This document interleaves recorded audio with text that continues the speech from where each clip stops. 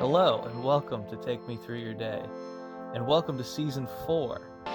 My apologies for the super long summer hiatus, but we have a lot of interesting things going on. We got a brand new studio, and just I don't even want to get into everything that's going on, but it's very exciting, and there's a ton of backlogged episodes, so it's really not going to affect any of the episodes in the next foreseeable future.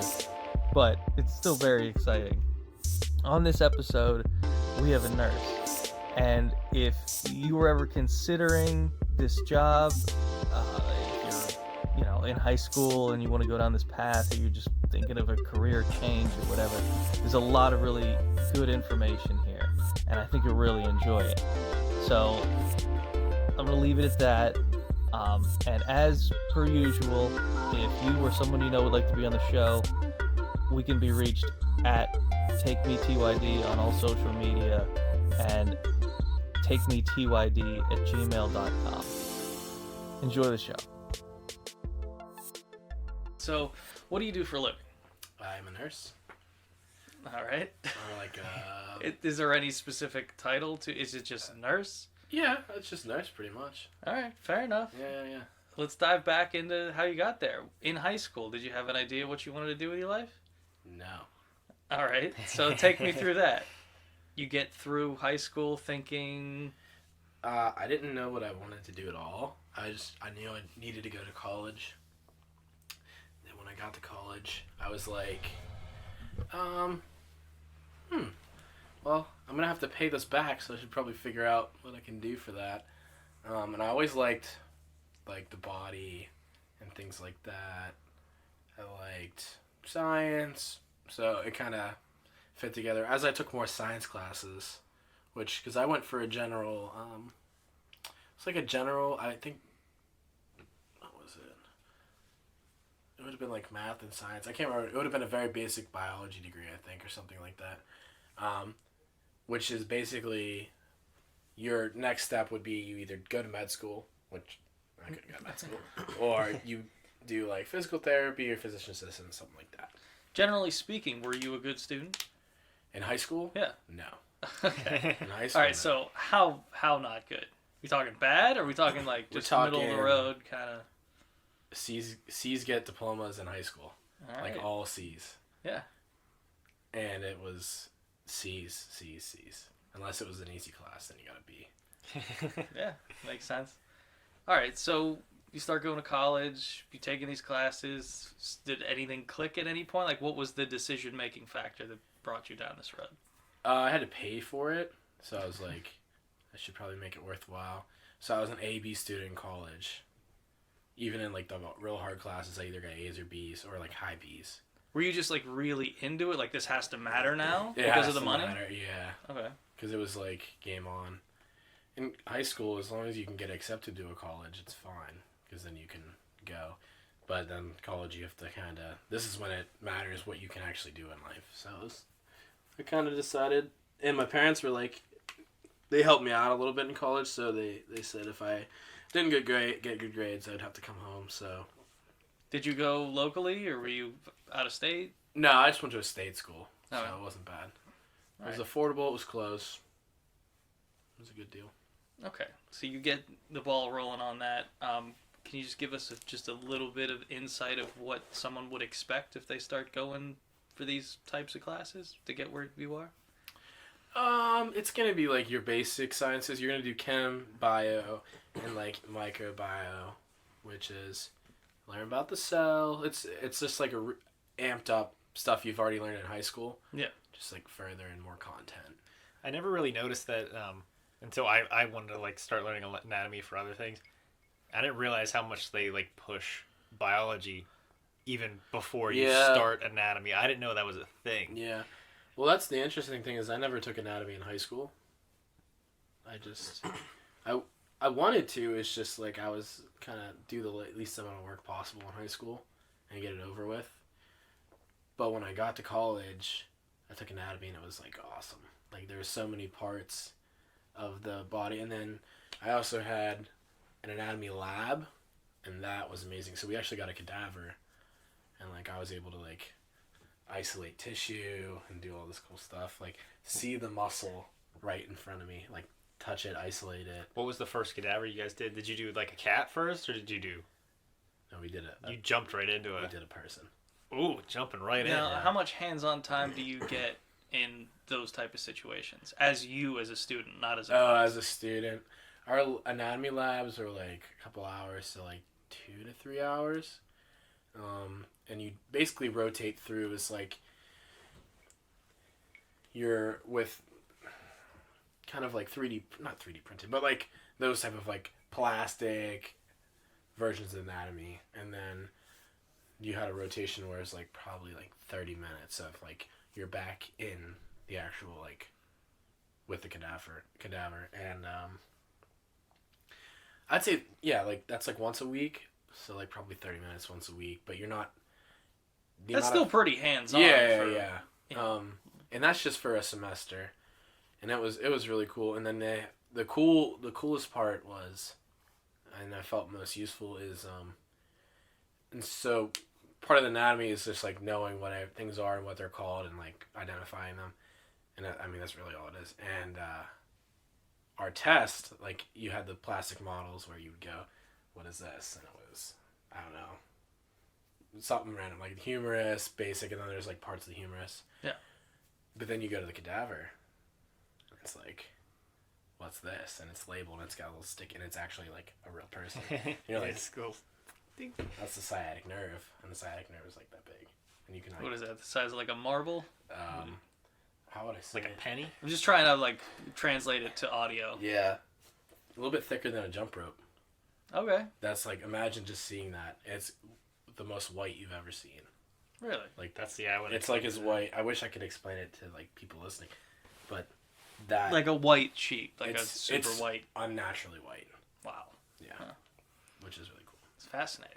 Mm-hmm. So that was cool. That was like, and that was useful because you're like, it's not just like, I mean, I'm never gonna use it, but it's useful if for someone who were, because in that time I was possibly studying to do anything. Like it could be med school, it could be this, it could be that. So your options are open, and you're just taking these classes because you kind of know the avenue. Yeah. You know what you like, so It's like what a good baseline. So anybody who's going anywhere gets like pretty much all the experience you can get like before that. So that was really cool. Now, for something like, see, you're just like, I don't want to say run of the mill nurse. Are you run of the mill nurse? Like if someone thinks nurse is like that's what I do. Floor nursing, yeah.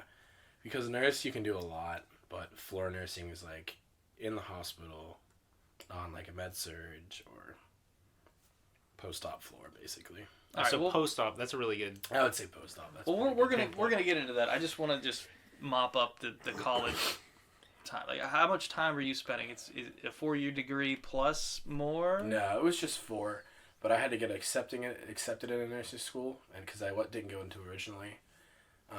There was a year they said I think it was my sophomore year. They said you've been accepted.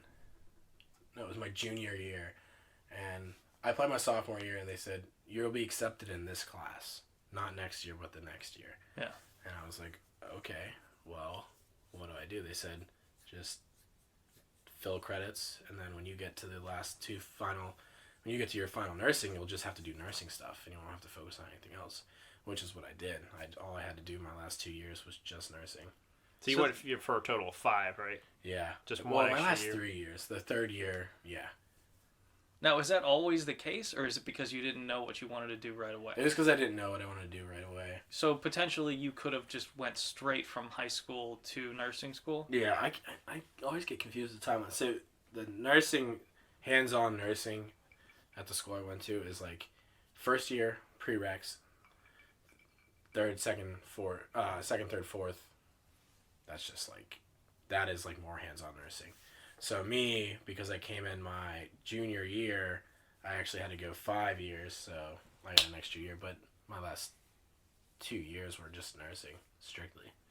All right, now from a financial standpoint, is there a huge difference?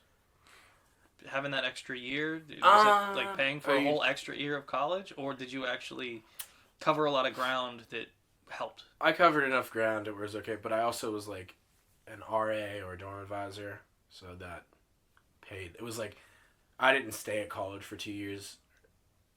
2 or 3. 2 years, but I actually did. Yeah. It was like, it was free. I got free room and board for 2 years, so. Yeah. That paid for itself, so it kind of negated the fact that I was behind. All right. And the extra schooling was just a little bit more, but nothing like it would have been if I had to pay to live. Fair enough. You graduate. Now, what's the move? Do you have to be... Are you just going on job interviews, or is this something you need to be accepted to do? Well, so let me back up a little, just a hair. You did clinicals, right? Mm-hmm. Clinicals, can you explain real quick what clinicals are? You go in and you do, like, a small part of what a nurse would do. 4 credits, right? 4 credits, yeah. So this is part of the schooling. This is part of school. Yeah. And you had to drive all the way. Yeah. You had to drive like an hour away from the school just to get those clinical hours, right? Yeah. And that's twice a week, maybe more. I think it was just twice How a long week. were those shifts, quote unquote? Ooh, 8 hours. Oh, so they were full shifts you had to drive. Yeah. That was like working, but not for free. But for free. Well, but paying for not a lot of money. Yeah, it's 10 hours for, Yeah. the experience. Yeah. Really. Exactly. And you did that for a whole one semester? Like, No, you did 2. that for 3 years every semester. The first 2, actually, you're right. The first 2 semesters, like the first year, is just 3-hour clinicals, and then it goes to 8 the next 2 years, which is. Useful. and that's of the nursing program, right? Mhm. Okay, so that was your last 3 years. Okay, so that's how you. And now, did that help you get a foot in the door somewhere where you're working now? It kind of, because they know you have these clinical hours, like if you go to apply for a job, they know that they know that you've at least set foot in a hospital and done stuff like that. When I applied to be an aide somewhere while I was in school, and that's kind of like how I got my foot in the door with places. But a lot of times, like, nursing is such high demand because there's a very high turnover rate because it's stressful. So, like, a lot of times you can just apply without doing that, but it's nice to be in a system to where you get to see all the jobs open first before the public does. And Yeah, you get a little bit of that inside. yeah. And you get more experience, too. And you know the normal flow from, like, being an actual employee versus a student. There's less responsibility as a student. Okay, so how did you get? Are you at the first job that you got? Oh no! So since I've graduated. Yeah, just give me the timeline from then when you graduated to now, and then we'll start the show. So graduated, and 17, and now it's 19. So I had applied and got that job that I'm at now probably months before I even graduated, and before I even had my RN license. Uh-huh. Were you doing the nurse's aide job there, and that's why your foot was so heavy in the door there? With the same general company, the big company, like, but not with not that actual floor, different floor. Different floor, same. We were in the same building though. No, different hospital. Different hospital. Different. Okay. But it's the same. But it's still the parent. same umbrella kind of. Yeah, it's still floor nursing. Yeah. All right, so let's get into your day a little bit. And again, we're just gonna do this on an average kind of basis. Mm-hmm. When do you wake up? Depends on if I work a night or a day. If I work, Let's do both. Well, I guess actually it's just 12 hours difference. So, day, 4 a.m. Mm-hmm. Night, 4 p.m. Okay. Now, do you set an alarm for 4? Oh yeah. Now, I set 2 alarms. Okay, is this something you do on your phone? I do my phone and then Alexa. Hey, how about that? And so on the second alarm, you're just up and out of bed? So, they both go off at the same time. It's just in case my phone dies. Sometimes my phone will like power down. Okay, so it's like a backup It's thing a backup. more than it is a snooze thing. Mm-hmm, exactly. Okay, so your alarm goes off. What do? Run me through your morning routine a little bit. So what time do you have to be at work too? But I don't have to be there till 6, but right, so you're an early riser for work. yeah, I like to be like So you get a nice awake. 2-hour buffer zone. What are you doing in that 2 hours? So I usually leave an hour early for work, and I'm usually at work for 30 minutes early.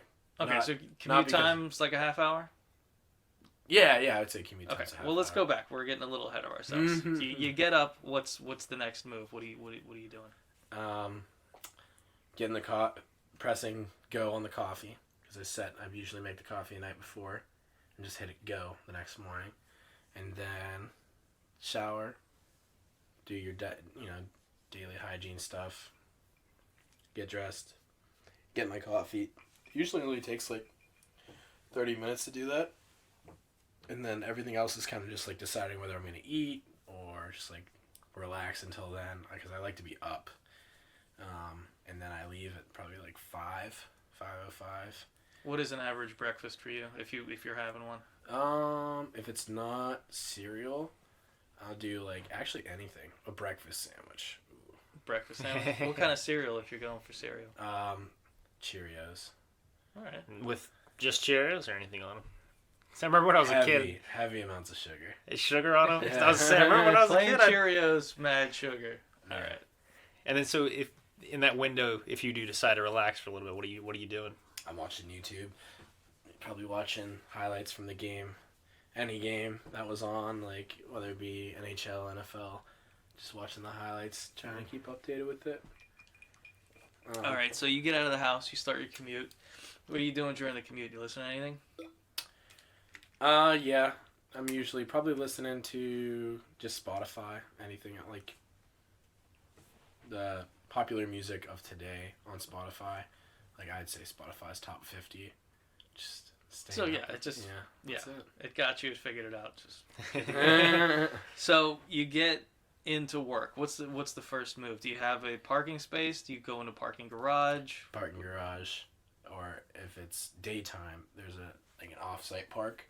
Then you have to walk like a half mile to get to my floor, basically. All right. But if it's a nighttime, I can park in the parking garage, and it's a short walk. So I park in the parking garage, walked up to the floor, take the elevator, get up there, put my stuff down, grab my stethoscope. When you say you put your stuff down, Just like my jacket, pretty much. no, I got that part, but I mean, is there lockers? Is there? They have like a staff lounge, Okay. which I mean, you pretty much just used to eat off the floor.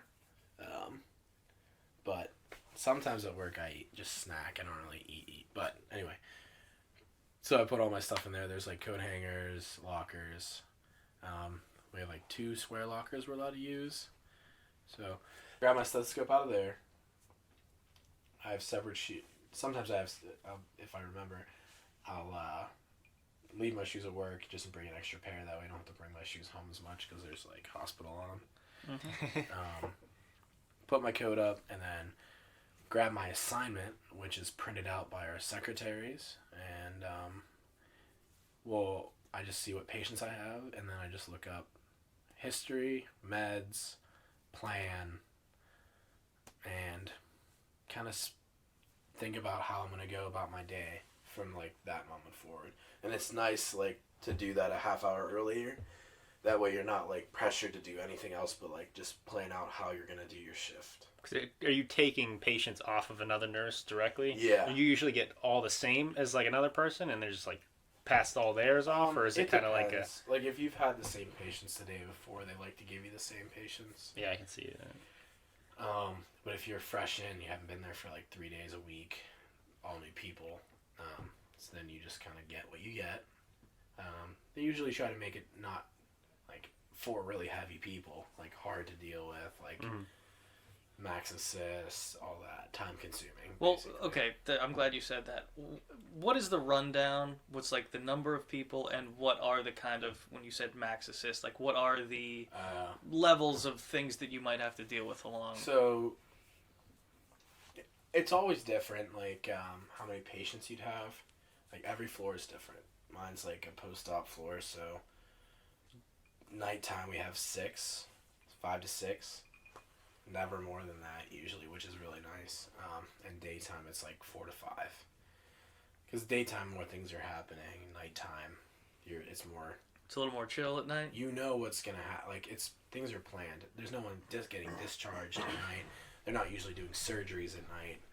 So like as long as everything's going normal, then you really can kind of plan out your night. Well, let's talk about that. Let's dig into there first. You're on this night shift. What are you kind of preparing yourself mentally for? Worst case scenarios, regular routines, whatever. Pretty much. Like when I'm looking up all my stuff, and the history and whatnot, I'm looking at their vitals and seeing what's going on and like who I need to pay attention for. If someone's blood pressure is lower, kind of looking at that. If they've been spiking temps, why they're like, kind of thinking what do I need to look out for tonight. And as far as like then you would get report and they'd tell you more about the patients. Like if someone's confused, okay, do I need to make sure that they're not going to get out of bed and fall and hurt themselves? So then you'd plan on staying next to that patient more that night, stuff like that. So that's kind of like planning your day out, where to sit, why, like who's going to get you, who you're going to see first, what's going unnormal, what do you need to talk to the doctor about, blah, blah, blah. They're usually, so if you said anywhere from 4 to 6 patients depending on day or night. Do they have like one doctor on the floor that has more than that? Like the whole floor, or what? I don't know how big the floor is. So floor can be up to 20 something patients. On our floor, every floor is different. But a doctor, not every patient has the same doctor. They have like different teams based on their needs. So if they have general medical needs, they'll have the general internal medicine doctor there, or that team there. And so there's usually at night it's like 3 teams, 3 different docs or 4 different docs that rotate and handle admissions, new developing problems, things like that, pretty much. So then you would talk to them based on what you need. But if you don't need anything, everything else, the doctors will see them in the daytime. And that's kind of, So the doctors at night, they're not involved as much. If they need unless they're needed. It's more of like, hey, this person needs something now, or it's also just like, hey, they have a cough, can I get this? Or they need to go to the bathroom, can I get this? Well, worst case scenario, something bad goes down. How quickly can a doctor get to said patient? Instantly. Yeah. So, if something is emergent, you would call, basically call an emergency, and they have a whole team of like a little bit of every department comes down, specifically like critical care people, and they come there and then they help fix the person or take the person to where they need to go instantly. It's I wouldn't say like magic lamp genie, but I mean like they. But you are in a hospital, and they are equipped enough to. They get quickly there, very quickly there. So is there a team making that decision for that team, or is that team that whole team is decision makers and doers? That whole team is decision makers and doers. They will talk to the doctor and they will talk to the family, depending on what's going on, before they make the whole whatever decision they have to make, because there's like so many different things that could be happening. So you said they have to talk to the doctor. So are they doctors? They are the doctors, and they can make decisions based on what the person needs, like acutely. As far as knowing more about the patient, they'll talk to the nurse, and then even higher if they need, they'll talk to the doctor or the team that's taking care of that patient and kind of saying, hey, what's been going on, and get like kind of the whole story. But usually acutely they'll be like, okay, this is what we're going to do to make them be able to breathe. This is what we're going to do to make them be able to yada, yada, yada. So it seems like there's some regularity to, like, oh, it's probably one of these 5 things. Like, these are the most prominent, there's a lot of things that can go on. A lot of things. But it is, what is the biggest threat to them right now? And they kind of act on that and then get them, if they, let's say they need to, like, for some reason they need to be intubated because they're having some kind of respiratory issue, then they got to go to a different floor. And that team takes them to the floor. If you're the nurse, you go with them and tell them what's going on. But on a normal floor, that doesn't happen every day. Maybe once a week, but maybe not even once a week. It really just depends on what's going on. Well, that's actually a perfect segue to what I was about to get into. Just, can you give us the basics of a night? Just like a very calm, easy night. Like a shift where you're like, hey, nothing went wrong tonight. Oh, Just give me the general, what are you doing? what are your actions? What are you doing hands-on? What are you filling that, 8 hours with? 12 hours. So, basically, you assess the patient first after getting a report from the nurse. So you have the report from the list, and you're just going from patient to patient, one by one, or you're assessing them by, like, this person needs to be first, this person needs to be second? Yeah, you do it who needs to be first, and, like, what your biggest concern basically would be.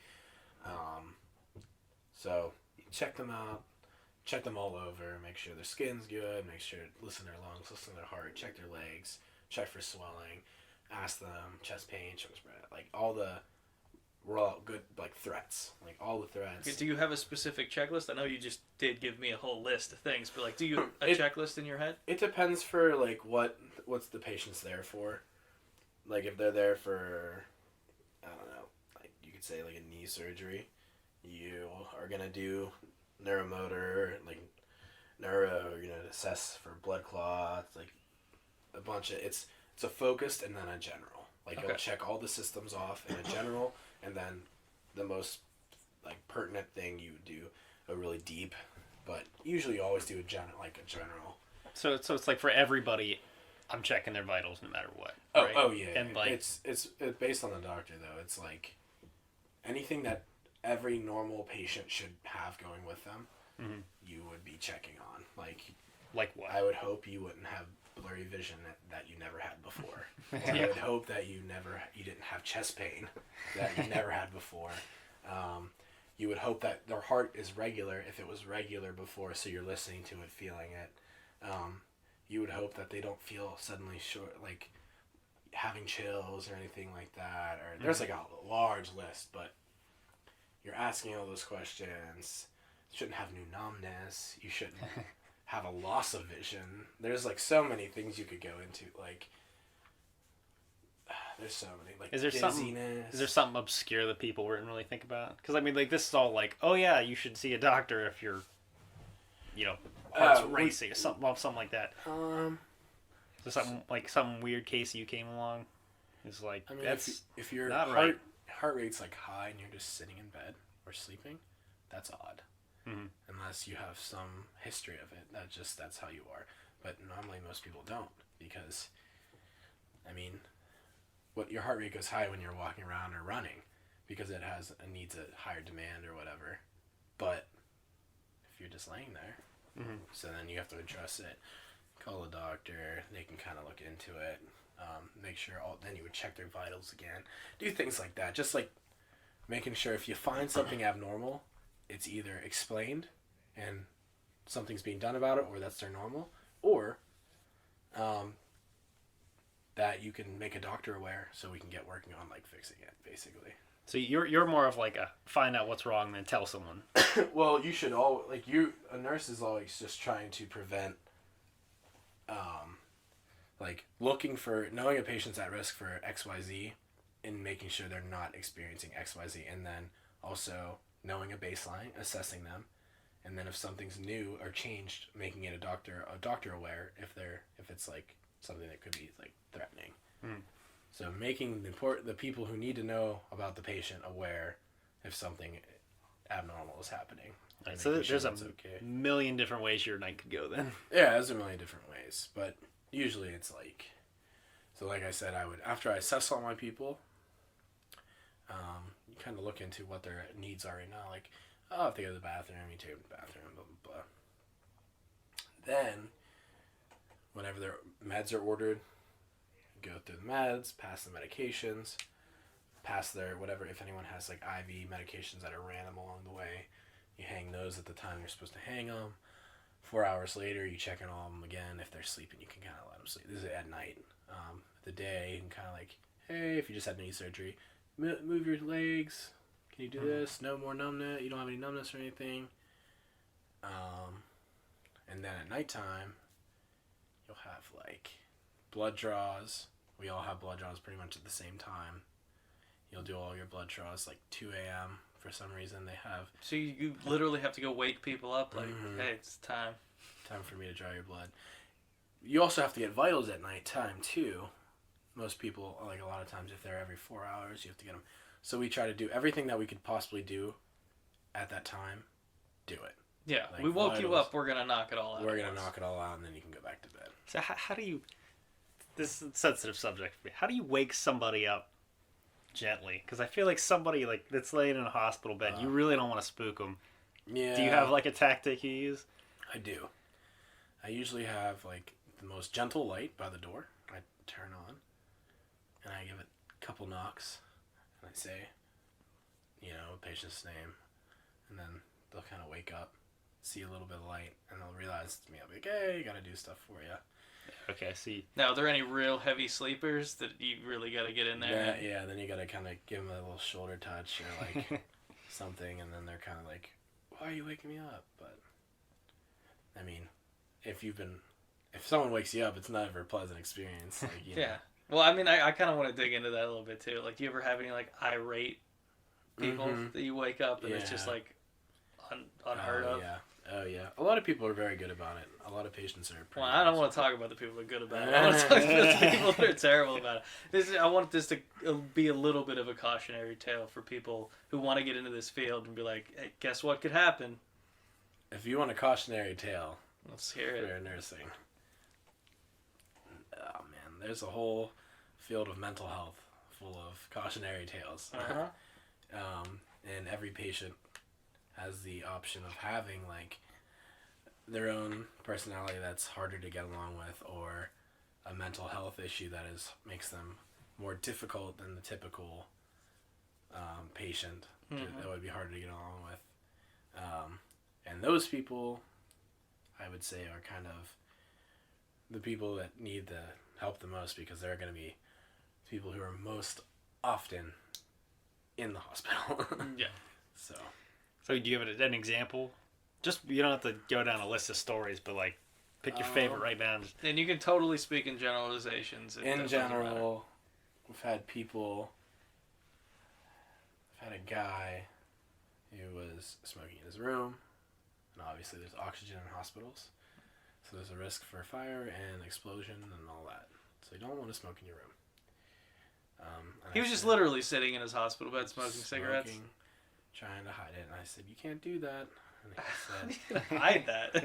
It's not a very easy thing to hide. So he had been in the bathroom, and I was like, "Can't do that." Security came. I was like, "You can't do that. I need to just collect that stuff now." And he just said no. And so security came in. Basically, like, we'll give them to you at the end. You just can't smoke in here. And he just flipped me the bird and like said all these mean things to everybody.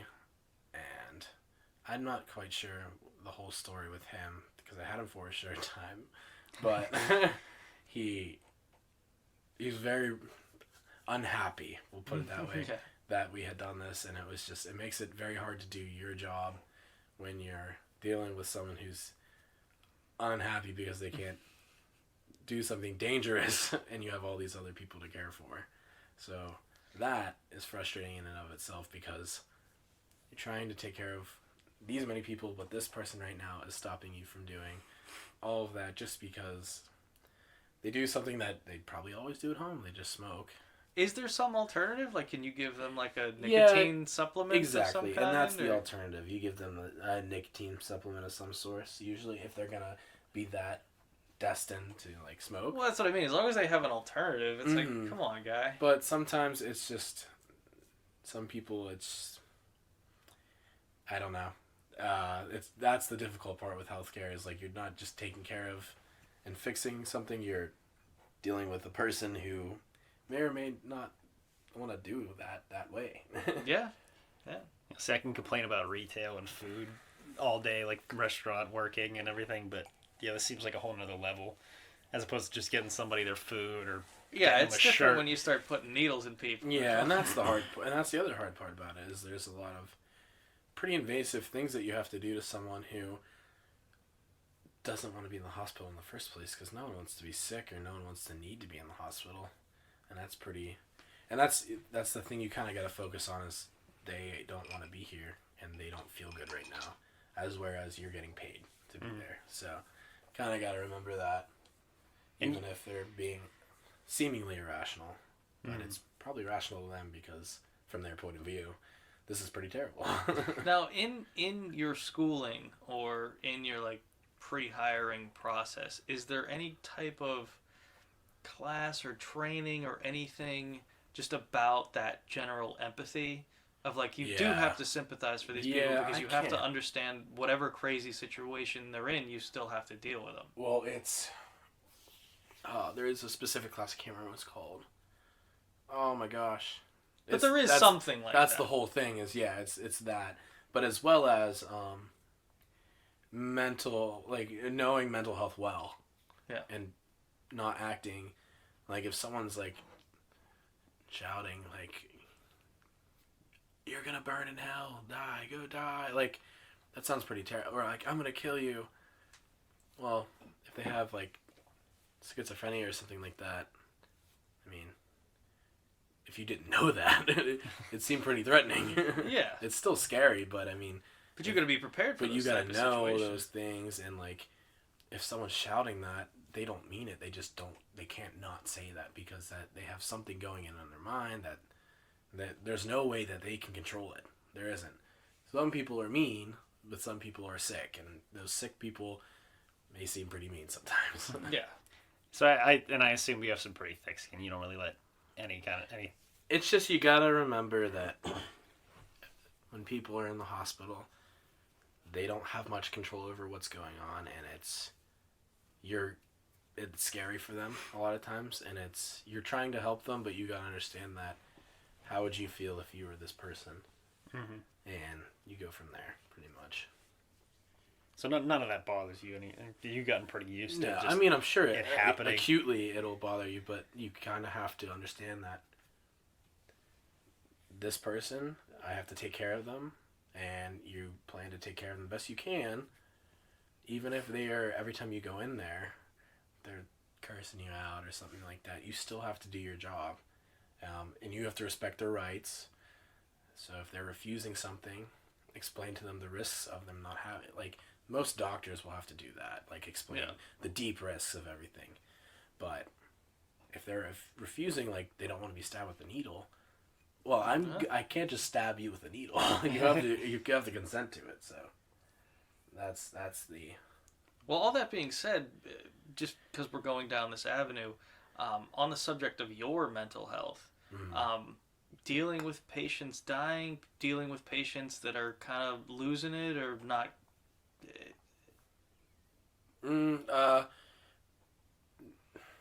Building rapport with someone and then something bad happening. Yeah, and that's the hard part. Is like that is really hard, and I don't think there's any good like training for that or anything. But knowing that you talk about it, knowing that's part of like the job, and doing everything you can do, and knowing that there's some things you can't control, I think that's a good way. And the other good thing is I work 3/12, so I'm only there 3 days a week. You get to see a lot. So if you don't want to do it, and if you don't want to see that, then you can't do the job. I mean, well, that's kind of what I'm getting at. Is like if someone wants to go down this road, like some of the like darker things that you have to prepare yourself to be able to handle. There's a lot of sad stories too, not just like sheer death. Like it's just they're in a bad way, and it's going to cost a lot of money. Yeah, and they don't have a lot of money, and so what do they do? I think that's hard for anyone, and there's a lot of jobs where there's a really negative side of it, but at the end of the day, you're actually caring for them. You're caring for them, and you get to help them as much as you can. So if you look at it that way, you're helping someone who needs help, and you're helping as much as you can. You're doing all your job correctly, making sure they're safe. You're making sure they have this. You're advocating for them. You're doing all these things to help this person and being a good person to them, to help them, which I think is pretty cool, because then there's not really, if you didn't have the knowledge or didn't have the position of where that's your job to help someone, then, I mean, you couldn't make a difference, but this job, the best way to take it is you're making a difference to help someone. You are in a position do something like that. Do a lot of good. Yeah, I spent a lot of time in hospitals over the years, and I was probably only like 16 or so, and I was in an emergency room just waiting on somebody, and there was this old woman that came in a wheelchair, and she had convinced herself that she had been poisoned. She might have been poisoned. I don't know. I wasn't around long enough to find out. But she was so like hysterical. Like it was one of the most horrendous things I'd ever seen, because it was just, and there was nothing I could do. I've never worked in the health field, and it's like that, it's devastating. Yeah, that would I think of things that are like that, where they don't understand. Like dementia is a whole line of very hard to deal with, but doing your best to deal with it is kind of all you can do. And like you can help them, you can make them feel good, you can make them feel safe, you can do your best, but I mean, all you can do is take care of them the best you can. I'm glad you shared that insight though, because I mean, most people, like even me, looking at it from my point of view, it's just like, oh yeah, like they just got to deal with it. But at least you're saying like it makes you feel better knowing that you're getting you're on the positive end of things. Yeah, we get to help them, so that's a really cool thing. I just want to jump back into where your day is. Sorry, we went down a little dark road there, but I think it was necessary. Yeah, no, absolutely, yeah. Because I mean, that's your night though. It's great. Like it can be crazy, but like a general night, like I said, is you see the people, make sure they have everything, make sure they're hooked up to the things they need to be hooked up to, whether it be an IV or whatever, yada yada yada. Their vitals are going good. You've laid eyes on the patient, you've seen them, you've seen everything that's their normal. You can look for new things, and then you give them their meds that they're being treated with. Kind of tend to their needs more. Like if someone needs something or needs pain medication, you go do that. Kind of reinforce like, hey, we should get you up, we should walk a little bit, things like that. Obviously not at night, but I mean, at night you're still going to have pain, you're still going to need repositioned, you're still going to need to go to the bathroom, you're still going to check on people who are going to the bathroom on themselves, and making sure their skin's not getting ruined or, damaged.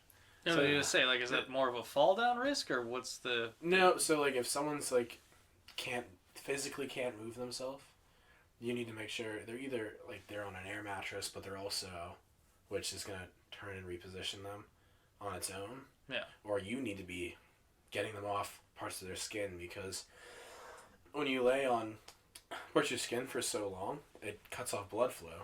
Yeah. And then it will start to die. It starts with, like, redness, and it can get, like, degraded from there, so you need to move them around. So I didn't really know about this until I heard about it when you were actually going to school. Do you have nurses' aides helping you at night too? Mm-hmm. So do you have like 2 nurses' aides that help you? It depends. They usually have like 10 patients. 10. All right, so they're not like, oh, they follow you around. They have their own patients. They have their own. They have their own patients. They will basically do the vitals every however many, like the scheduled vitals. They'll answer call bells, which are like your basic, like, I need to go to the bathroom, I need more water. They'll do things like that. So that's on them, not you. It is on me too if they're busy. Well, yeah, but I mean, like, generally speaking. But I have help. I have a lot of help to do that. Yeah. And they're also helping turn and reposition people. This is all nighttime stuff because I work a lot of nights. So, but, so you have someone to help you with that. But so after, like, I pass the meds, it's managing like what's going on right now and like what's going on later, and knowing like maybe they're going home. Is everything set up for that? Are all their risk factors being taken care of? It's hard to say general things because there's like a lot of little things you do. I don't even know what to dive into. That's all right. Just to touch on some other just little particulars. You say you work a lot of night shifts. Now, is that something that you chose, or is that something you got stuck with? I have to work days and nights. If I work more nights, I don't have to flip-flop as much, which is hard. Like, I worked nights this weekend, and now tomorrow I work in the morning. So I have to get back off of night shift schedule and onto waking up at 4 a.m. Which sounds maddening to me. Yeah, I couldn't get that. But if you just work nights, then no one wants to work nights, so they don't force you to work days. So I can just work all nights and I have like a normal schedule. It's just when you get off, then you're like sleeping through a day. And I was like, "What are you doing?" I'm sleeping. Yeah, sleeping. That's what I'm doing. And you get paid just a little bit more overnight shifts, right? Like we used to. I don't know if we do now. We used to. I don't know if we do now. I don't think we do. I know 2 years ago we did, but I think they recently changed that. Any particular reason why? I have no idea. It's- But They were you just fuck like, hey, everybody's money, or they're hey, just cut. like, nope. Or someone's So like, day shift's getting more money. it changed. It just changed. I think the budget changed. And in that instance, you could go somewhere that does have it, or you could stay there. I like the place I'm working. Nights don't bother me that much. I'll deal with it. It's not a big deal. Fair enough.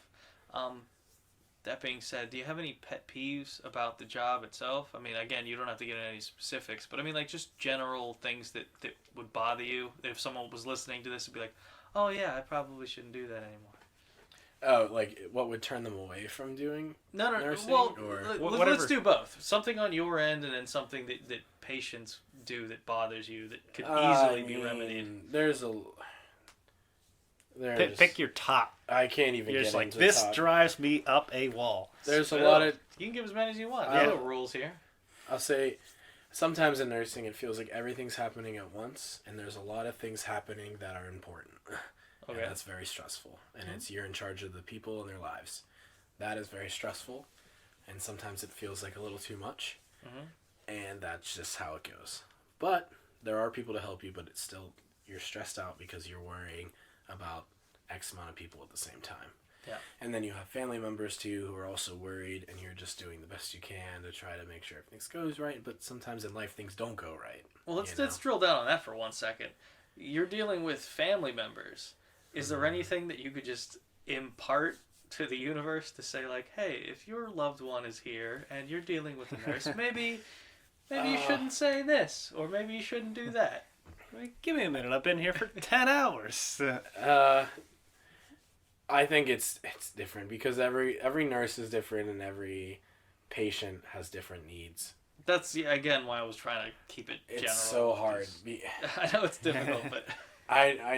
My father was in the hospital recently, and I know that I was, like, just calling to check in and make sure, hey, this is... I mean, one thing I would say is, if you have a call bell, use your call bell. Mm-hmm. Coming out to the nurse's station, like, if I'm, like... Now, this is the family, not the patient. This is the family. Yeah, family, use that call bell. If you use the call bell, we'll answer it, and we'll get to you when we can. Because if it's a certain question... if it's immediate need, you can either hit the call bell and then come out to the nurse station. That's fine. But if it's something just like a general question or something like that, or do you need water, you don't have to go out to the nurse station. You can just hit your button and we will. Generally speaking, treat it like an airplane. Stay in your seat. You don't need to go to the cockpit. Just hit that button. I'll get to you. It's not because if you come out, that's fine. But like. This way, like, I have to, like, prioritize things. Like, how important is that water? Now, if they haven't had water all day, yeah, I can see where you're coming from, yeah. You're going to feel terrible. You're like, yeah. Oh, well, that stinks. But it just so happens at the same time, someone else is very sick, and I need to be with them right now. A lot of times, someone at the desk can help them out. But if you use your call bell, either the aide... or myself can put it in my list of things to do and get it for you. Or I can ask someone else to do it. But it doesn't interrupt, like, me doing my job. You know what I mean? Actually, this is actually something I've always been curious about. So if someone hits that call bell, how is that taken on your end? Is there, like, a series of lights at the nurse's station? Yeah. Or okay. So... every hospital is different, but usually the system it'll go to the nurse's aide first, unless it is like pain or specifically just nurse for the patient. Usually it's pain, that will go to my phone, but it'll go to the aide, to my phone, and then the front desk, and the front desk will either answer it and do whatever they need to do for it, or revert it back to me. If I'm busy, I would be like, okay, I will get to it. But it's harder if I'm like in the midst of something, like if I'm in an isolated room where I'm not supposed to touch anything in here with germs in here to like my phone or anything that's going to go out there, so I can't answer my phone. Well, let's talk about that for a second, because like all of my medical stuff with that is outdated. There are no beeper pager things anymore? Because I remember the doctors were the last people that I remember that were still using pagers. They still use pagers now. Okay. But when you say like it goes to your phone, this is an iPhone? This is a little hospital issue I can't thing? remember what kind of phones they call them. We call them pickle phones. So it's just like a sturdy phone, right? Yeah, just it's a sturdy phone. And can you describe it like a little so bit? So the patient will hit the little call bell in their room. Okay. It'll basically ring to the phone of an aide, and the aide will say, "Oh, can I help you?" And they'll be like, "Can I get more water?" And they'll say yes, and then the aide will get them water. Okay. It also puts a light outside their door, or if they have to go to the bathroom, hey, I have to go to the bathroom. Aide will either take them to the bathroom, or I'll take them to the bathroom, or whoever needs to. Sometimes what happens is like both me and the aide are busy either physically lifting people to get to somewhere, or in a room where we can't touch our phone because we are in precautions, so we can't touch our dirty with this to the phone, So it's then the call bell will ring and it rings, and sometimes it takes a long time for these poor patients to just go to the bathroom, and it's like a lot of places in some hospitals you can't, like our floor, they don't like you getting up on your own. It's like post-op, there's a lot of fall risk involved. Yeah. So you need to make sure that, hey, we're safe, we want to be with you while you're getting up so you're not falling. Well, people have to go to the bathroom, and it's not a scheduled bathroom time. Whatever you gotta go, So with that being said, people get upset because it seems like we're taking a while, and sometimes we do take a while, and sometimes people's bathroom needs or water needs getting forgotten about temporarily. I wouldn't say all the time, but it happens. It's just what's the most important thing right now is usually how it goes, and you try to do your best, like delegating, like, hey, can you help this person, and then you will, or they will, or So I'm just confused just from one little thing. So patient hits the button. Does it go to the aide first and then you? So go to the aide if first. If it's required, like he or she pushes it to you. So if she doesn't answer it, or if she says, I can't deal with it, I can't hang it, I cannot do this right now, hits the end button, then it goes to me. Oh, okay, so if they answer it, it stops there. If the aide answers it, it stops there. If they don't, it goes to me. If I don't, it goes to the nurse's station. Now, again, I'm just a little, and again, the listeners won't know this. I'm confused by your body language. Because certain times when you say phone, I see you, like, picking up a phone on a desk. Yeah. And sometimes you make, like, a kind of cell phone thing. Like it is a cell phone. It's a pickle They're phone. all cell phones. They're replaced, I'm sure, with, like, something that looks like an iPhone with a touch screen on it, right? They're all pickle phones. Except for... What is a pickle phone? I just want to get this out of the way, because this is... I'm trying to think. Does it have buttons or a touch screen? Because buttons. Buttons. Okay, that's what I thought. Sturdy looking. I think SpectraLink is probably the brand or whatever. But it's just a sturdy... Have you ever seen the cordless... It's like a cordless phone. Yeah. You pick it up. We're talking like an old, like, Nokia brick kind of deal. Yeah, it's like a brickier looking thing. Okay. It has very digitalized screens and all that. They're durable, so they can fall and do yada yada yada. That's what I pictured. Yeah, I just want to make sure that was it. And then he said pickle, and I was like, well, now I'm picturing a green, but it's still the same thing in my head. I don't know why they call phones. There's probably a very obvious reason. I was gonna think buttons. I was thinking it's got buttons. It's little pickle buttons. And then but the reason why I was doing the pickup phonation is if it goes to the nurse's station, there is an actual big phone. Okay, see, that's what I thought. Yeah. And the way that you were telling the story, it sounded like that's the first order of business. They press the button, it goes to the phone that's on a table that someone at a nurse's station picks up and assesses. All the nurses and nurses' aides have phones. Okay. That way we can all call each other if we need each other. Hospital, and one thing I will say that I want to paint a good picture here, is a very teamwork-oriented field. Oh, I imagine I'll say you have communication. to be. Very, very Yeah. much so. Very key. So yeah. All right. So, do you have? I'm gonna do a two-part thing here. Do you have any stories that stick out to you that you can tell that aren't really gonna divulge any personal information? Something that really sticks with you to this day. You could put a fake name in too, or Yeah, feel whatever. free to do whatever you need to I do. can do general stories, like general rundowns. Is Just some stuff that really sticks out to you. yeah. One thing that this is a good thing. I'll say I can do one good and one bad. Let's do that. A good one is it's a very stressful job, but in this job, you get thanked so much. The amount of thanking, people say thank you because you're helping them, but you're getting paid at the same time. They say thank you so much because you're truly helping them. Like there's been patients where they've never had to have someone else wipe them before, wipe them clean essentially after using the bathroom. And it's very degrading for them because can you imagine that's something that's been private to you your whole life except when you were born. And now you have to be there, maybe confused or whatever, or not able to do it yourself, naked, with another person that you don't know that well. They're just your nurse, and they're cleaning you after you have feces on you to clean you. Yeah, that's a lot to take in. They will thank you for that, and they thank you for everything. They thank you, and they thank you, and they thank you, and they truly. Everyone is so thankful. It's really awesome, and a lot of patients too, who are really thankful and really kind and understanding, are the ones who they're the most. Like cancer patients, they are the nicest people. They are so thankful.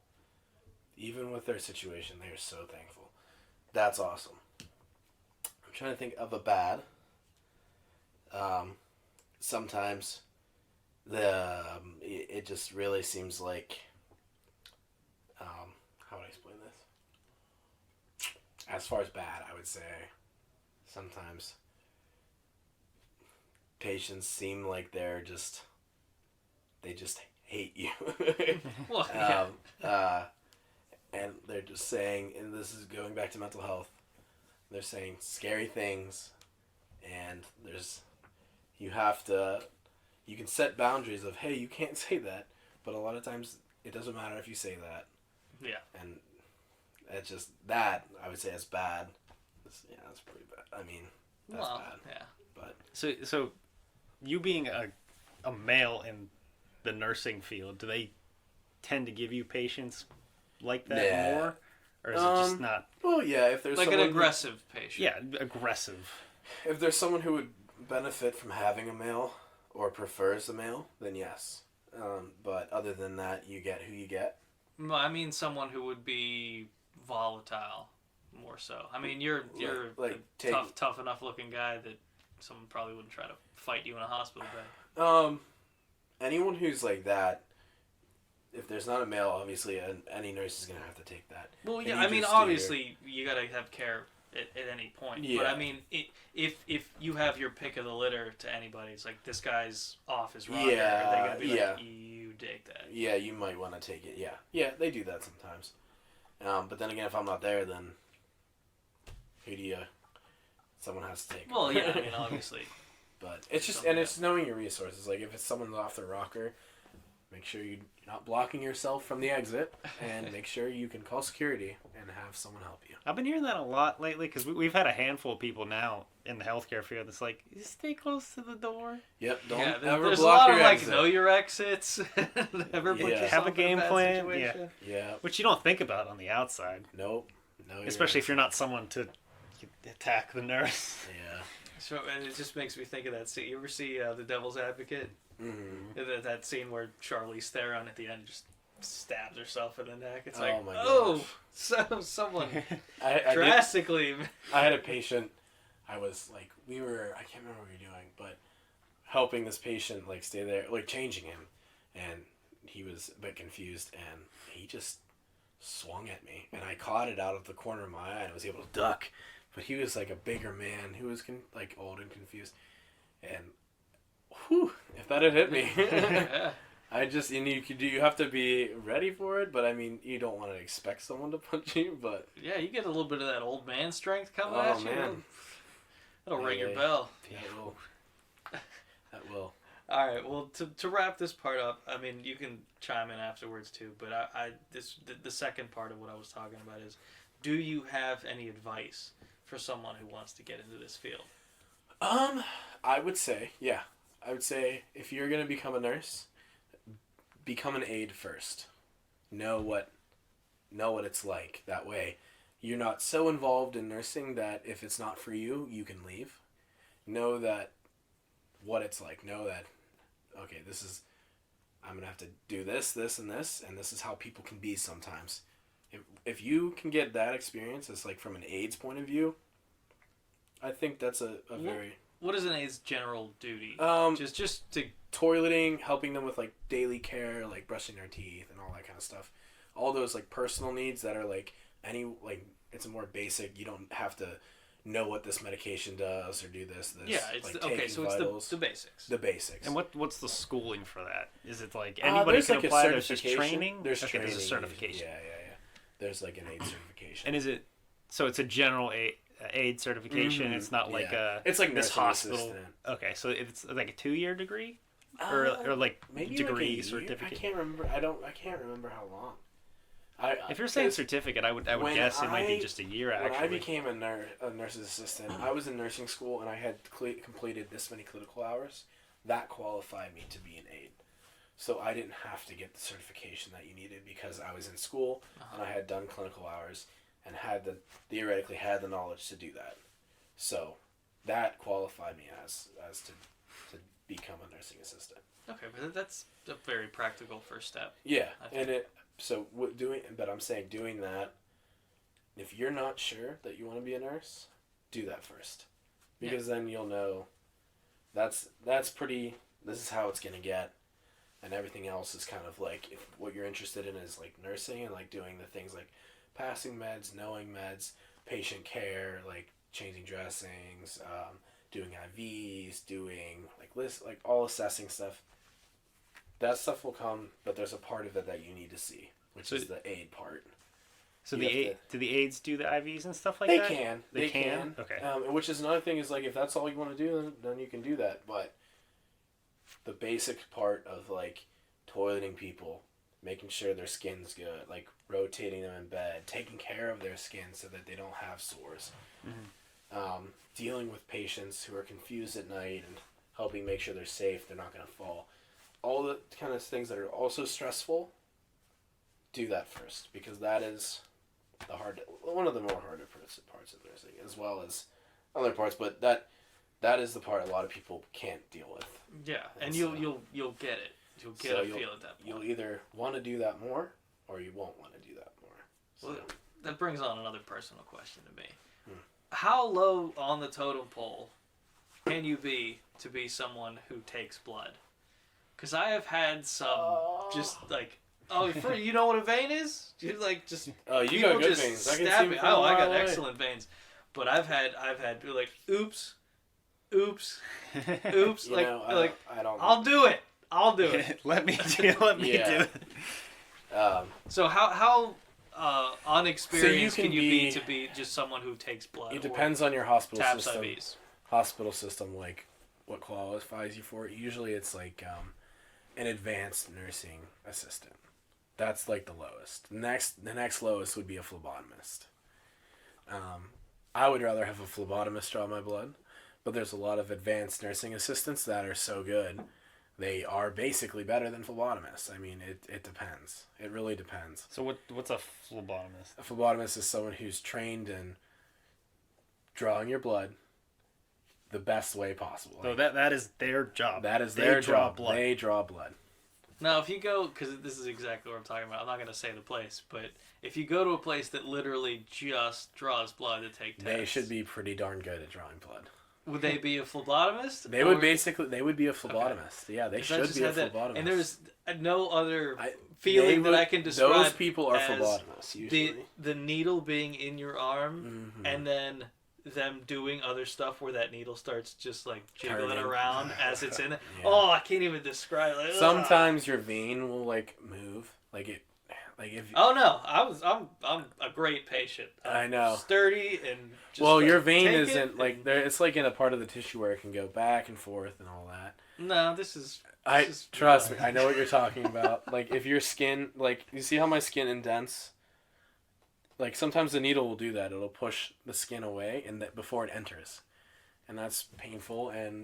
But a lot of times what you want to do is you want to hold the skin down, but sometimes it just doesn't agree with you. Well, I think he was No, saying yeah, like like she got it in, and then she was like putting the extension on and like moving it all over the place. It's is that what you're she would saying? Essentially, just you're gonna be like. Blah, blah, blah, blah, blah. So she already had the blood. No, like I She was forget trying what to- it was. I was getting some kind of test done, but she had to take like at least 3 or 4 vials, and it was just Yeah, like knocking around in there. Yeah. I wouldn't even call it painful. It's just the weirdest feeling, Okay, knowing that it's You in know what? there and it's kind of knocking around. I don't know what to tell you. That is uncomfortable. I don't know. I was just curious. I do enjoy drawing blood though because I'm pretty darn good at it.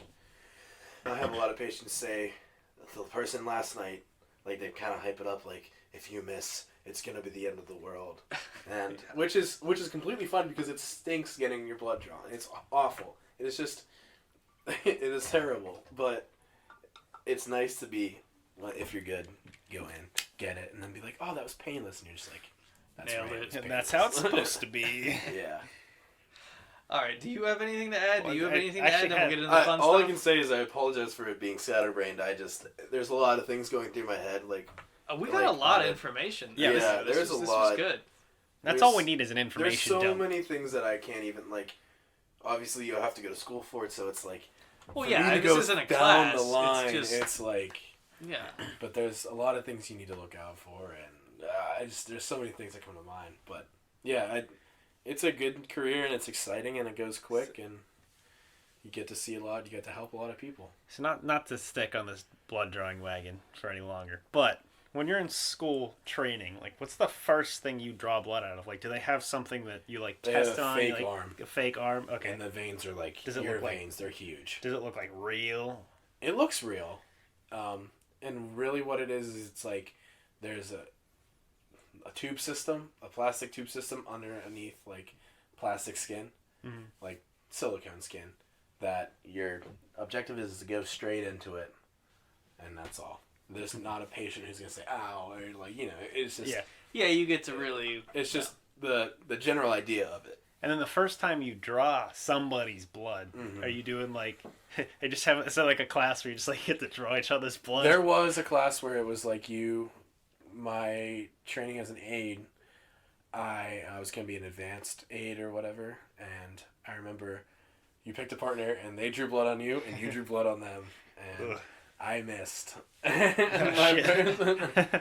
So, That's an intense class. It was. Pick a partner. You kind of look at and the person I had picked got it on the first try, and he had never done it before, and I was like, I've never done this before either, and the most important thing is just with that is just making sure you're not going to stab yourself with a contaminated needle. Yeah. So. That's the Like, biggest you don't thing. even- I don't I mean, really it's think about uncomfortable, but if you're just poking veins, after you take it out, you just hold it down. Put a Band-Aid on it, and you're pretty good. So. Fair enough. We never really hop back to the day for just a quick minute before we get No, into that's the why I said if you want to second add section. something, let's add it. Well, no, I'm just curious. Do you get a lunch? Is it like, this is the time you eat lunch? Nope. Or is it just like, that's Yeah. why you said you snack, I assume? I snack because then I can kind of just like stay focused and not like a bunch of things can't develop while I'm gone. And you can do it quickly while you're charting. But you can plan to take a lunch, and you usually take a 30-minute lunch, but there's so many things going on that if you just snack or like, when you have time, if something like nothing's going on, everybody's taken care of, they have all their meds, everybody's good to go, then go eat. But stay within your phone or earshot. I wouldn't go off the floor. You can have people watch your patients. Some people do that. They'll go off the floor, have you watch.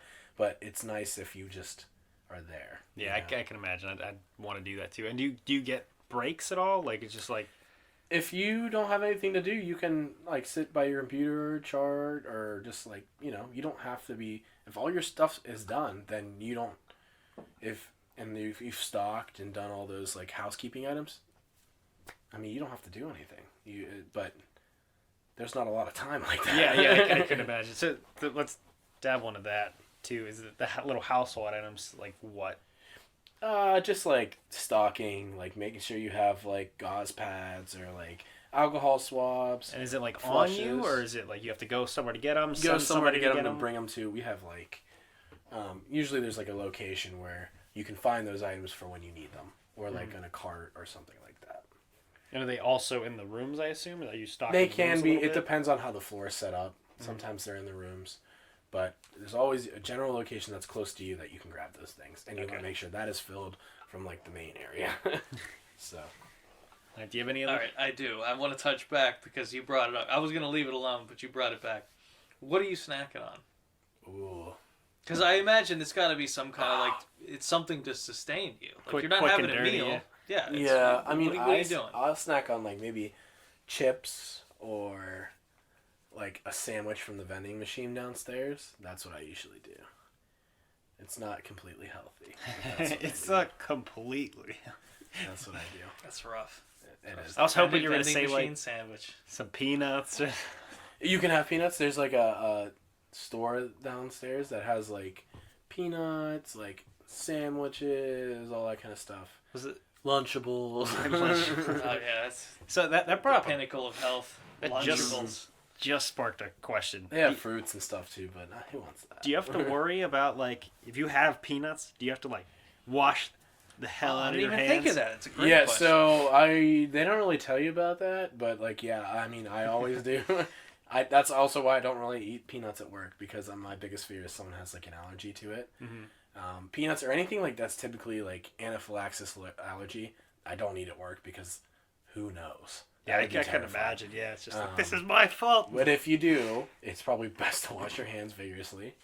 Just like in nursing, before you touch the patient, you wash your hands. After you touch the patient, you wash your hands. Before you enter, like when you enter the room, you wash your hands. When you leave, you wash your hands. You're washing your hands or putting alcohol on them, like that, like little Purell on them so frequently that after you touch something, you're trying to eliminate it, basically. So your hands just like rot in the winter. No, my hands are good. I'll say they don't look bad. I remember just working at like Dairy Queen and just washing my hands there constantly in the winter. And then my hands were just done on the back. Yeah, I've been fortunate. My hands are not too bad. Some people do get some really dry, nasty. Well, I imagine, just alcohol all the time on your hands. Constant. I can't even antibacterial imagine. soap. Yeah. I can't even imagine how much. I don't know why my skin's not different on my hands, but. Yeah, that's impressive. I've never seen anybody that's like that would wash their hands that enough. I wash my hands and put have... alcohol in them so many times during a shift. It's actually nauseating. But I'm fine. Do you know lotion or anything on your end? I don't know if they have like lotion. No, I mean for you, like your personal like. No. Yeah. Nothing. God damn. Maybe it's just a genetic lucky. Yeah. There's some people who have some ugly hands at work. I'll tell you that. It happens. I never wash my hands. Mine are baby smooth. Yeah, I mean. And I never get sick. Hey, Great. Whatever works. Washing your hands. That's a big thing. But yeah, I try not to eat anything like that. That is funny that you say that because I was like, I don't want to get that. Yeah. Because like they list allergies. Yeah, like, is there anything else to avoid besides peanuts? Like, is there like a latex is a big one. Latex. But now it's so regulated that if you have a latex allergy, they put a band on your wrist that says latex allergy. And they like flag the person a million times.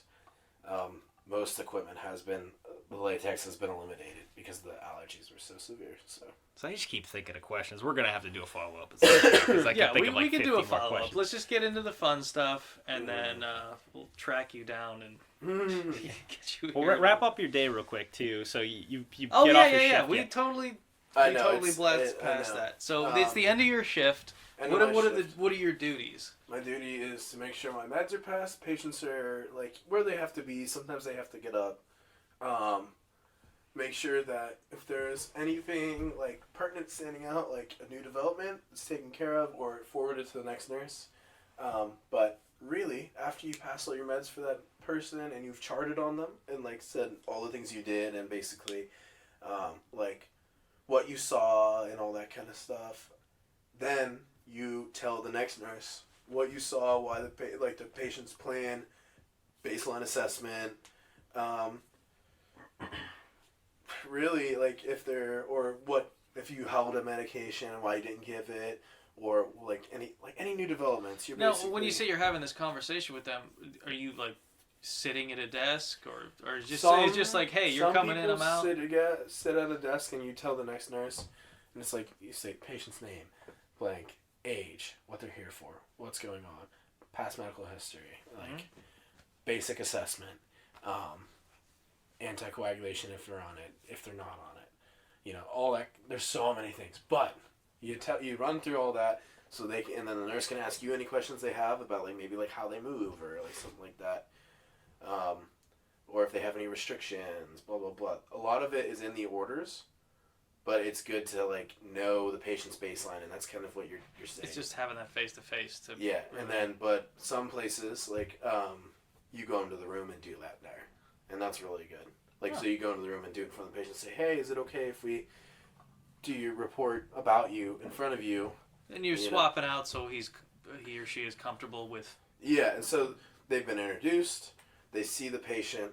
You can kind of, not only have they seen the patient, they've seen like what the patient has running, all that kind of stuff. So that is the best way to do it, honestly. That is the best way to do it. Yeah, that sounds like the best. It is. It really is. And it's a lifesaver for sure, I would say. So you get home, you get in your car, do you listen to anything different on the way home? Usually listen to music. Same music? Or is it a little more chill? If it was a long shift, I listen to something like more chill. But if it's like my last shift, then I listen to like woo woo doo doo doo. Like rap about killing people? Oh god. No, I don't know. Like, it's just whatever's popular. I just like just the happier stuff, right? Yeah, happier You stuff. seem like you're just trying to get in that happier mode. Yeah. But, all right, so you get home. What are you getting into? Ooh, so if it's a night shift, I'm getting home in the daytime, like in the morning. Maybe watch a little TV. Definitely have a nice meal. Doesn't have to be breakfast food. It can be really any food. Clean up the meal. Sometimes, take a shower. Kind of just relax for a little bit, and then go to bed and wake up probably around 3 p.m. maybe. Well, I got two things right there. One, we go to bed at 9. When you mentioned the shower, I thought of immediately when you said like get the hospital off of me. Yeah. What kind of shoes were you wearing when you were talking about wearing the shoes in the hospital? So if they're usually like, the best thing you can wear is like I can't remember what they're called. But basically they're just a plastic shoe with a hard plastic on the outside, so it's easy to wipe. Are those like ones that look like clogs? 100%, yeah. Okay. Those are the best. They're extremely uncomfortable for me. See, I thought that they used those ugly things because they were super comfortable. They're cleanly. They're not very comfortable, in my opinion. That would suck because you're on your feet all. Yeah. I just whole assumed. shift. Yeah, I assumed it was a comfortability Some people will thing. say they're comfortable, but I don't. They may be to some other people. Maybe my foot's weird, but they're not comfortable to me. So I'll wear like a basic tennis shoe like this. Obviously, it's not these shoes. So they're Nike. Well, not these ones. I don't wear these to work. These are everywhere but work. Some general tennis shoes. Any general tennis shoes that are comfortable and last. Two personal favorites for me are New Balance and what's the other one? New Balance makes a great shoe. Reebok, like Acer or something? Or Acer. And I had Asics. a pair of Under Armours that were just the most comfortable shoes ever. So I'd say New Balance and Under Armour, they were fantastic shoes. All right. Well, I had to dig that back up from the beginning. But all right. So sleep routine. This is a big one, and I love to ask people about this. And in your particular case, because you're going to bed in the morning, essentially, do you have any routines or things that help you get to sleep? Eating. You get tired after you eat. But so I usually try to go to bed at like 9. I'll start off with like just making the meal and doing all that. Kind of watch a TV show, and then I kind of put on, like, I'll watch something that's like gonna make me fall asleep, like something not too crazy, not too exciting. Like if it's YouTube, it's like an educational YouTube video. All right. So the one that you're interested in, but not enough to stay awake for. Okay. You know. Yeah, that makes sense. Like kind of like in your high school, they put on a movie, and you're like, this is kind of, and then you're out. You know. Cool, we get to watch the movie, but if And then, I fall asleep. take a little nap. But that's kind of what I do, and it's like sometimes there's science videos, sometimes I don't know why, but that stuff's interesting to see, and then it just helps me fall asleep. No, that's it. that's a great answer. Yeah. All right, so let's get into the fun stuff, and then we'll wrap it up. Ideal breakfast. If you could have anything for breakfast, what would you have? Anything. Oh my god. He's like, Oh my everything. gosh, there's so many things I want. Ideal breakfast. Oh my gosh. You're on vacation. You can have whatever you want. Pancakes with chocolate chips in them and bacon on the side. 100%. All right. Good times. What's the best advice you ever got? Oh gosh. All the advice I ever got was the best advice. So if someone tells you, hey, if you're going to nursing school, you should be a nursing assistant. That'll really help you get your foot in the door and be prepared for when you're a nurse. There you go. That's a good idea. Or, hey, you should go to college. That's a good idea. There's a lot of things that are like, if people have done it before or they're telling you this is what you should do, if everyone's telling you this is what you should do, maybe that's what you should do. It's probably... Yeah, sound advice. What movie do you think you've seen the most? Oh my gosh. Seen the most. Oh my gosh. Heavy rotation. I would say, I think I've seen the Pirates of the Caribbean, Black Pearl the most. All right. I've seen that a lot. Okay. Because it was on. What was it just My on dad, TV all the time? My Your dad loved that it. movie, and we Oh, watched it nice. a million times. It was always, he put it on, and yeah, I've seen that a lot. All right. What's your biggest fear? Ooh. Like fear of, like, what do you mean? Like my... Anything. Is it an Anything. object, or is it like... It's literally whatever your brain translates that question to be. No, there's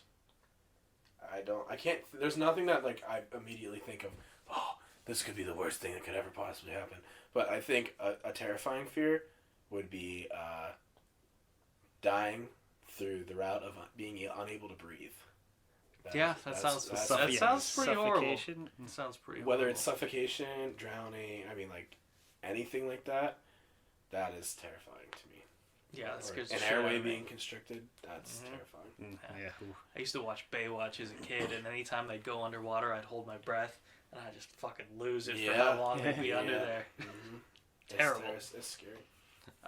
If you could have any candy, what would it be? Like, what's your favorite? Reese's? Reese's peanut butter cups. I know that one. Easy one. Yeah. Childhood hero. Arnold Schwarzenegger. Good answer. What kind of soap do you use? I just switched, but it's... Oh, God. I think it's a Jergens. Jergens. All right. Jergens soap. It's pretty good. If someone gave your 18-year-old self $1,000, what would they do with it? Oh, no. Probably something responsible, actually.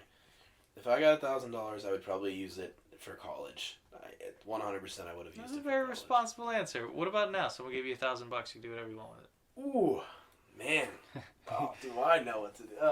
I would have. I would keep it for now, but I would plan on making a big purchase, like a new car or something like that, or a fun purchase. Like, what would be a fun purchase? There's so many things I would do with it, but it would be a big fun. Well, purchase. come on, give me a fun purchase. You already floated the Oh, idea. Give me something. I would want. Oh God. I already know what you're gonna say. What do you want me to Dirt say? bike. I would want a dirt bike. 100%. Yeah, I would want a dirt bike. All right. Biggest pet peeve in general, not about the job, just the biggest pet peeve in life. I can't think I don't have too many. Like, You don't seem to be bothered very much. Yeah, I don't get. I mean, people are people. I don't know. I probably, because my pet peeves, I probably do. Like in traffic, just don't be completely irrelevant to people around you. Yeah, It's a situational big awareness. Please That's have another word. situational awareness. Situational If I'm behind you, awareness. New T-shirt coming soon. I'm clearly you're in a turning lane that you're gonna be able to go straight, and I'm behind you. You could be in the left lane, which would not prevent me from being able to make my right hand turn, which this lane is also for. You could maybe be a little bit more left in the lane or a little bit further. Don't sit there 3 feet back from when I could turn right if you're just 3 feet forward. Like, come on. People are ridiculous. What can you Hey, say? you don't get me started on driving. Yeah, I'm Yeah, serious. we can Yeah, go. everything. We'll do a whole episode Okay. about driving. Where do you see yourself in 10 years? I don't know. Still in healthcare. I would say probably more in like an office setting. An office I would say like Like an a doctor's administrative office. setting? Or a doctor's office? That could be administrative in the doctor's office, maybe like a manager in charge or like a nursing manager or something. I don't know. All right, that's fine. Do you have a tipping custom?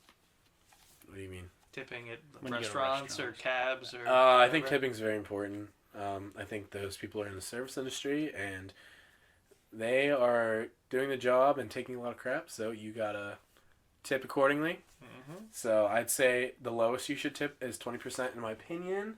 And if someone has really truly gone out of their way and really floored you, you tip that way because that's what they deserve. Good man. Good man. What is something you wish you'd learned earlier? Ooh, just read.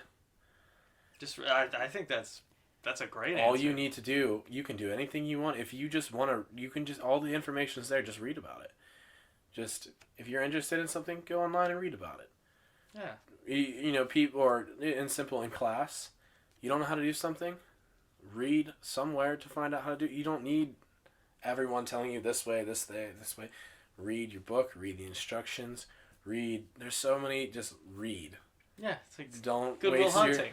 don't waste Same- your same time, asking around. Just read. Childhood celebrity crush. Oh no, celebrity crush.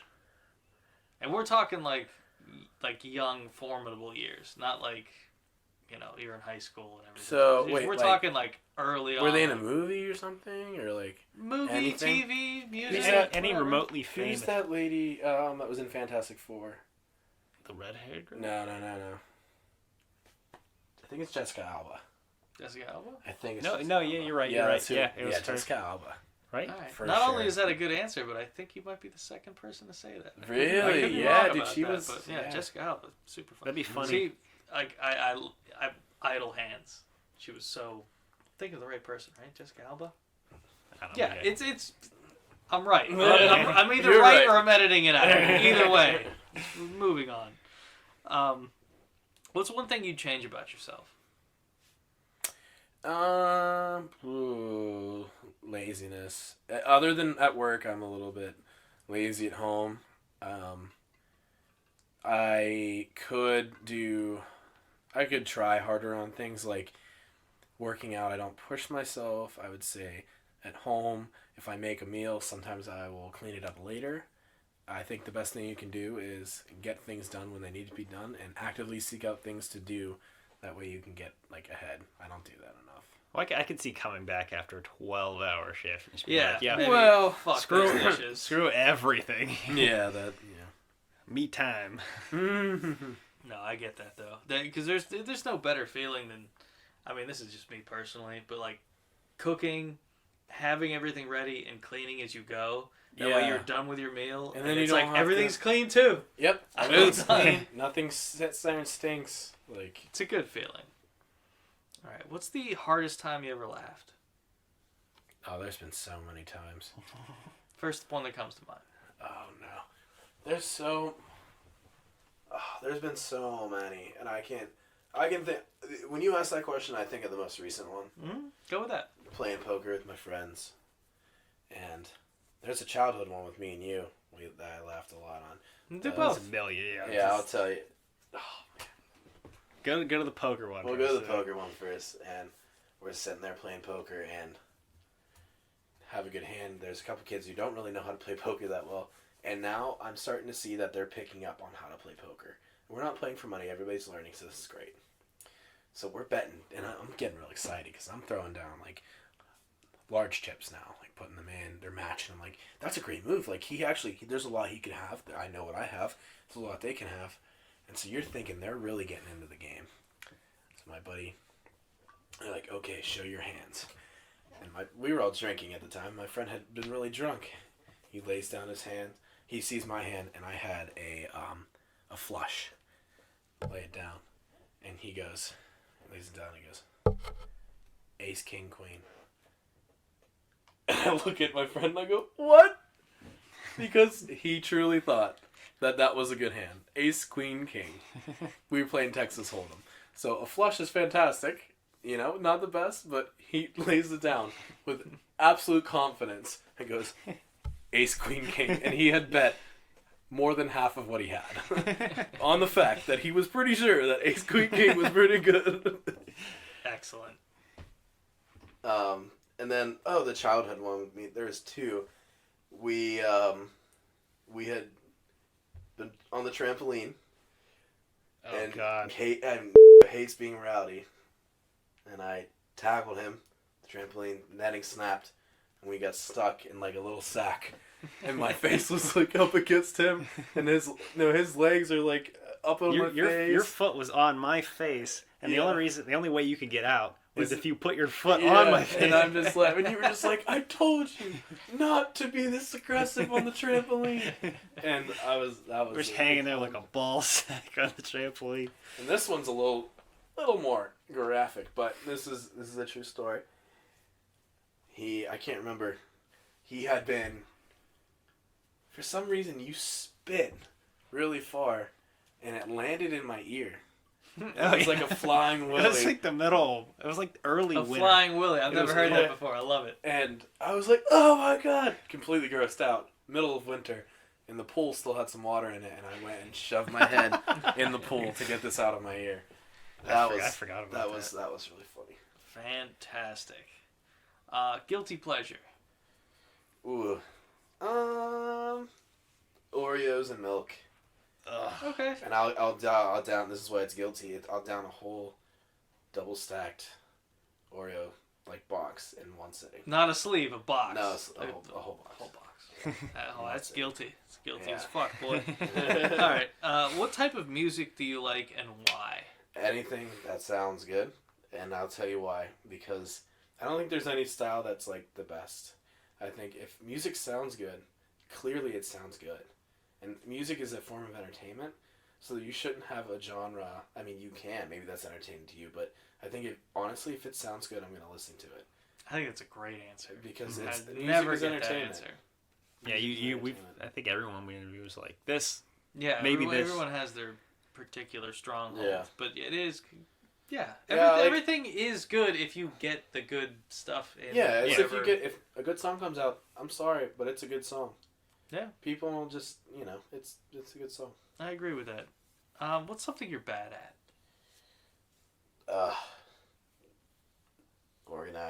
Being organized. Being organized? All right. That's something. I think we already got into your sleep routine. You don't have anything to add to that? To the sleep routine? Just, the general sleep routine. Do Do you drink a big glass of water before bed? Do you have tea? Do you anything? No, no. I'll sit there. I usually have Do you have blackout curtains? Since you yes, sleep- I do have okay. blackout Okay. curtains. That's there we a go. fantastic point. I love blackout curtains. They're excellent. I love the room cold and Yes, also great. fan Mm-hmm. on. White noise is like helps me go to sleep because your mind goes through a lot of things, but with the white noise you can kind of you don't listen to how quiet it is, and you don't get stuck in just your thoughts. It's just go to bed. Yeah, excellent. All right, I'm gonna end on this one, unless you have anything to add. Okay. If you could do anything, what would you do? And I mean the most fantastical anything, like literally dream job, anything it's you a could job. possibly do. A job. Well, I mean, just something to You could be a occupy football your player, life. like Yeah. whatever you want. A job. If we're talking about a job. No, I mean it could be a job. It I'd could be a professional athlete. 100%. what type of athlete? When I was young, I would say baseball or football, but now I would say hockey player. Yeah. It's just what I've never gone through. Unfortunately, I've never gone through, like, I played duck hockey. I've never done anything real with it. Like, I played a lot of baseball. I played like 10, 12 years of baseball. But, like, looking at it now, really, truly, any team sport professionally would be amazing. That would be very exciting. And to get paid that much, wow, that'd be beautiful. Yeah, excellent. Do you ever play with skates? I can skate. I've played on rollerblades, Hmm. but I've never actually played on ice, which I wish I could. But if I had the ability, I would love to be able to do that. No, that's fucking awesome. I think that's a great way to end. Yeah. Awesome. Thanks for doing the show. No problem. Thanks. Thank you for having me, guys.